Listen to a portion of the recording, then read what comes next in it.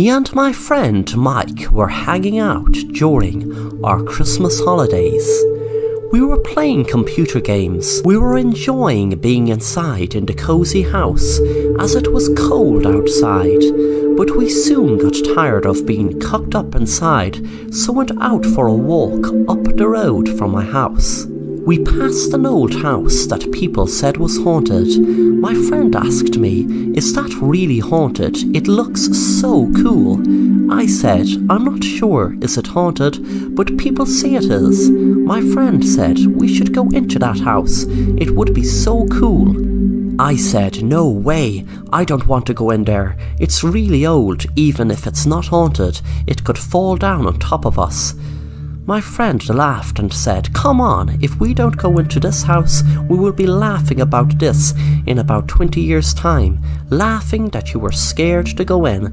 My friend laughed again. I didn't give in, so we just went back home playing more computer games. I didn't see my friend anymore after that, as he had moved to the next town, and there was no social media back then that people could stay in touch with. 20 years later, I was watching a Christmas movie on TV, and there was a knock on the door. I got up to answer it. Before I answered, I could see a young boy with what looked like a bag walking out on the road. I looked down at my footstep and noticed a paper. I picked it up and read it. The heading read, "Young boy's remains found during the demolition of an old house." It continued to explain what I knew was my friend. I wondered how he could have ended up in the house, as we didn't go in that day. I went back inside and sat down on my chair. On Christmas morning, I was opening my gifts and came across one that had no name on it. When I opened it, there was a note inside, which read, "If you had just gone in that day, 20 years ago with me, we would be laughing about it a different way. Today, like I said. But now I'm dead, as I went in myself a week later and was killed by a guy dressed as Santa Claus." Suddenly I jumped as my doorbell rang. I wondered who it was, still in shock by getting a letter from my friend who was killed by a guy dressed as Santa Claus 20 years ago. I didn't even realize he was killed until now. I just thought I didn't see him since he moved town. The doorbell rang again. I snapped out of my daze and went to answer it. There was a guy dressed as Santa Claus, holding a knife, and he said, "Happy Christmas." He stabbed the knife into me as I was lying down on the ground. I knew I was dying. The Santa Claus smiled down at me and said, "That story in the paper was a bit fabricated. They picked up on a little white lie. You see, it was me who killed that guy, dressed up as Santa Claus." Yes, you guessed it right. If you guessed I am your friend. Yes, I was your friend, until they put me away 20 years ago, and they put me away for 20 years. They said they'd only put me away until I was 18, but this annoying guy got a bad beating in the place they kept me. It's amazing and funny how they picked up on a little white lie 20 years later. But wait, you might ask, what are the remains of the person killed there? If it wasn't me, then who is it? Oh, I better fast forward telling this story before you bleed to death, before you hear the end. The remains you see were of me. The bastard cut my fingers off and knocked a few of my teeth out in the struggle when I killed him. Wasn't it coincidence they only discovered it 20 years later, exactly from the date we went into that house? Yes, I keep a diary, that's how I know. I gave an anonymous tip because I knew that my mom had told everyone I went missing. They didn't want anyone knowing their precious little son was locked up in an asylum. They just threw me in there and forgot about me. They said I was missing, and that's why the paper assumed it was me that was killed in that house. After all, The media didn't know there was no man killed there that day. They were so good in covering up my disappearance. I would have never been locked up if that Santa Claus didn't attack me 20 years ago. It was self-defense, but they didn't see it that way. He went crazy shouting it was his home. He kept saying he wasn't going to get out of there. I didn't care if he wanted to live there or wanted to run out and never see the place again. But he took out a knife and attacked me. But luckily I learned martial arts and I protected myself, but they treated me like the criminal, not the victim. But now you will be a victim. You are a victim, and soon you will be a dead victim.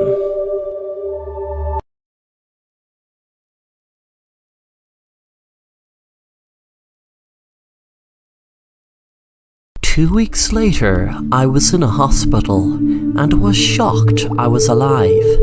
A man was standing next to me and spoke. "Jake, I am your psychologist. I need to tell you something.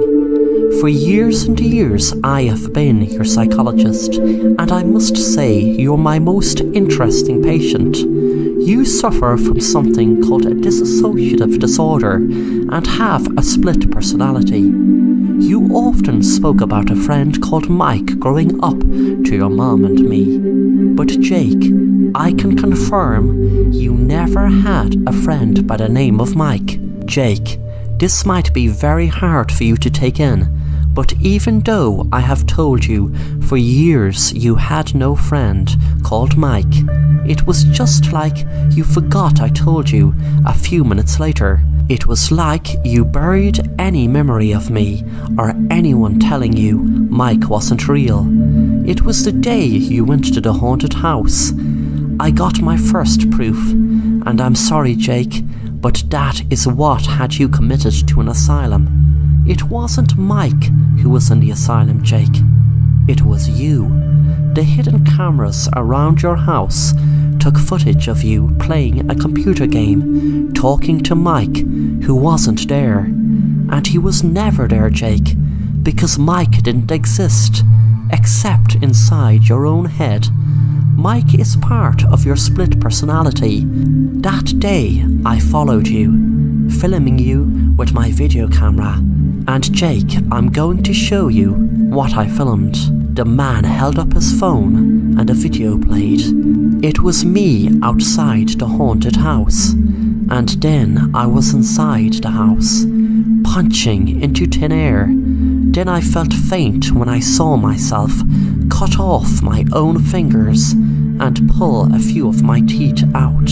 The man took the phone away and said, "Jake, after I showed this to your mom and the authorities, etc., we had no other choice but to have you put away in the asylum." I tried to whisper, and the man didn't hear me, so he came closer. I took out the fork I kept from dinner and stuck it in the man's eye, then said, "You should have left me and my friend Mike alone."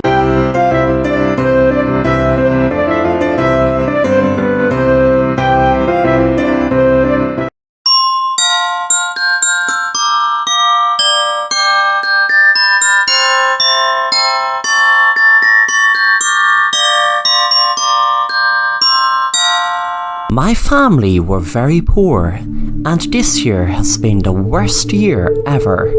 My dad was working long hours at a job that paid him next to nothing, and we still couldn't make ends meet. It was coming up to Thanksgiving, which meant there were lots of expense if we were to get a Thanksgiving dinner.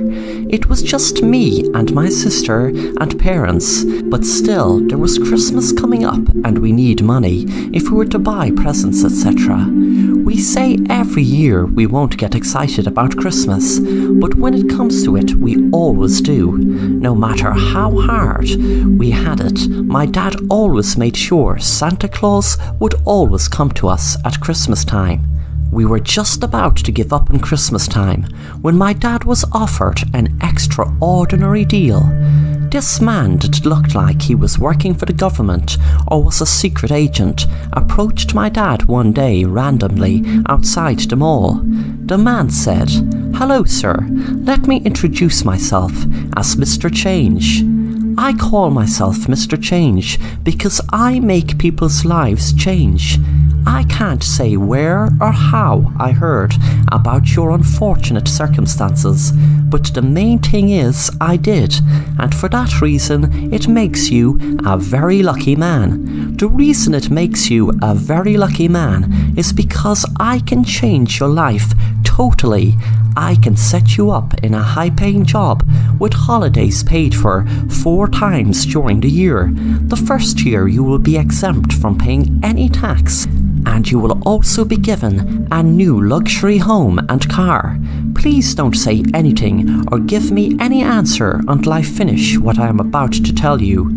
This is an experiment you may call that is given to people in need. That's people in situations like yours. You are working around the clock and see no signs of it, but I am giving you the opportunity to that all change. All you need to do is come to a secret location where you and your family will be blindfolded to and taken to enjoy a lovely Thanksgiving meal. We will have top chefs preparing the meal. After the meal, you will be automatically given the opportunity of a lifetime. Your luxury car will be outside your door when you arrive home, and there will be directions put in the GPS to your new luxury home, which will still be in your same neighborhood. You will be able to start your new job next week, and to top it off, we will be putting $100,000 into your bank account to set you up. You will have another task at Christmas time, where you will have to cook the Christmas dinner this time. You will be given the ingredients, and all you have to do is be the chef. When you have the dinner cooked and eaten, you will be able to enjoy your life of luxury with no more things to do. You will have no more tasks, but if you don't finish the task of cooking the meal, then I am afraid everything will be taken from you, and you will be back to the way you are right now. On Thanksgiving, we were all put into a car and blindfolded. It all seemed really weird and like something out of a thriller movie, but my dad told me that it will be all worth it, that our lives will change completely for the best. When we arrived and were in the secret location, we all ate the most beautiful tasty dinner. It wasn't turkey, but it tasted beautiful. From Thanksgiving to Christmas, we were living the high life my dad enjoyed, driving around in a sports car, and my mom loved shopping for dresses and getting the best makeup artists to get her ready for big nights out my dad and her used to go to. They usually loved going to fancy restaurants. When it came to Christmas Day, the same man was in our house. He looked at my dad and said, "Well done, sir, you are doing great. You have just one more task to do, and then this luxurious life is all yours. This is a pass-it-on experiment, but you're not to tell a living soul about what it is. Otherwise, you will have everything stripped away. The next task and last task is the same as what the other lucky people did before ye. They are now living the most luxurious lifestyle you can imagine. All you need to do is pick a family member, your son, your daughter, or your wife, and kill whoever you choose with this gun. Then cook them, and whoever is alive out of the 3, then eat the body. That's what the other family did, and they never looked back. Me and my dad and mom and sister all froze and thought he was kidding, but after a while we knew he wasn't. My dad took the gun and held it up to my mom and pulled the trigger. We are now rich, but I'd rather be pinless than my mom of being killed.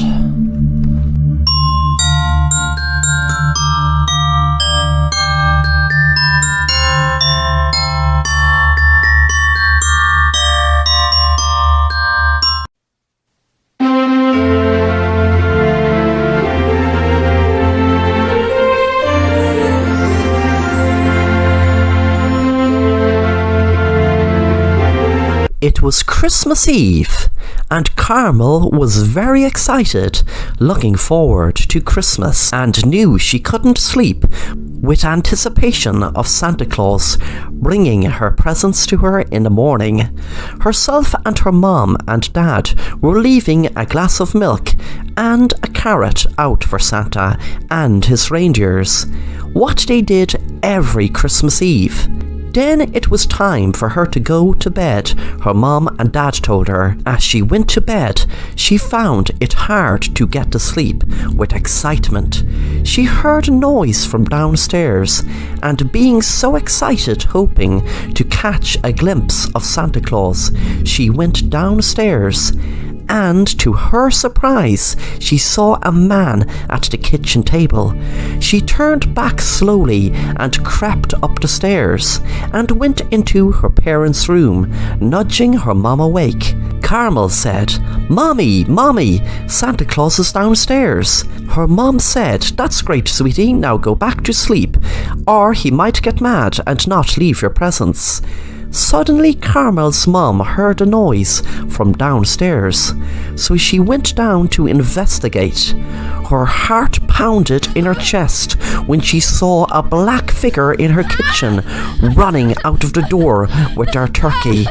Carmel couldn't understand why her mom was so afraid. The figure Carmel thought to be Santa was a thief who broke into their house on Christmas Eve.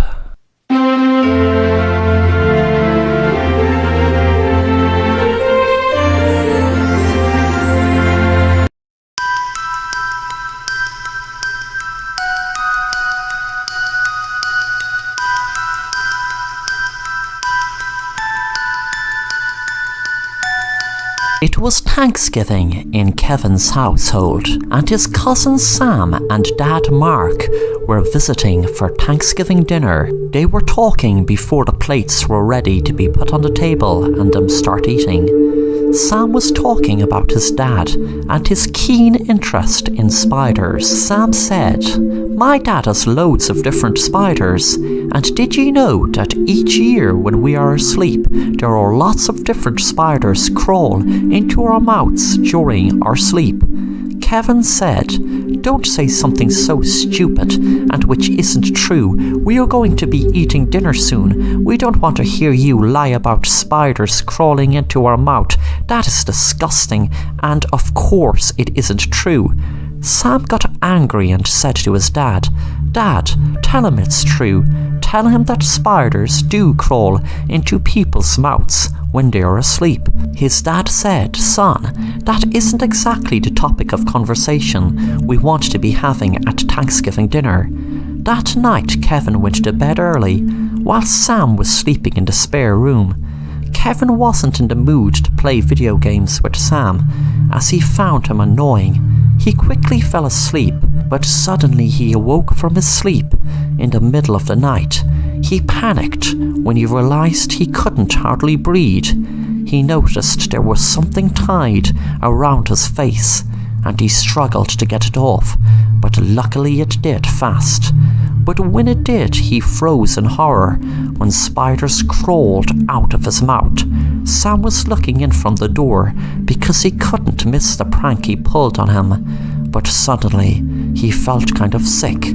Within minutes he dropped to the ground after being bitten by a poisonous spider while putting them in Kevin's mouth. Kevin suddenly felt sick also, and they both died from spider poisoning from spiders Sam had stolen from his dad's bedroom, not knowing that one of them was a poisonous spider. Thanks for watching The Assassin Rapper, and if you enjoy the content, then make sure to subscribe and hit the bell to be notified of new content.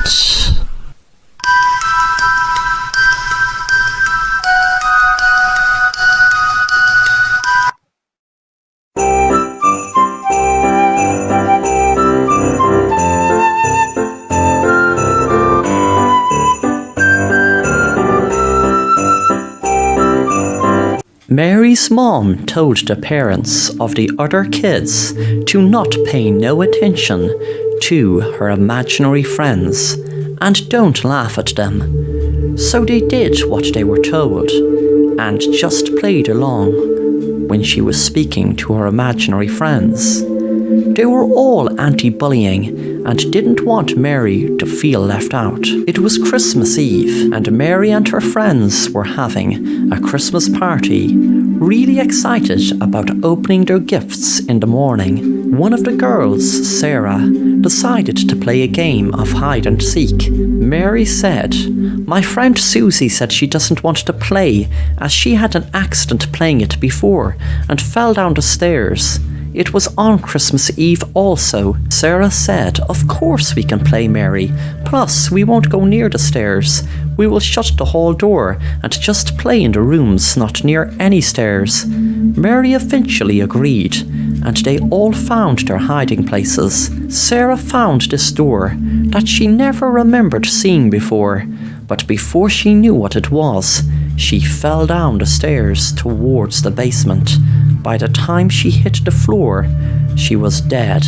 It took just a few minutes to Mary find her. She started screaming, and she was so upset that she had forgot there was a stairs going down to the basement. She put the light on and could see Sarah down below, and knew she must have been dead, as she was lying in a pool of blood. Suddenly, all the girls screamed when they saw a girl kneeling next to Sarah below, and she looked up at them with a sinister smile. They all screamed and ran to tell their parents of the girl they just saw. Their parents were mad at them for using an imaginary person as an excuse to cover up for what really happened. But one of the moms played along, but she guessed what did happen. It was the same girl she saw in her dreams every night. The girl who she babysat years and years ago. And she never forgave herself for not watching her more. And the girl never forgave her either. Because if she did watch her more, she would have never fallen down those stairs.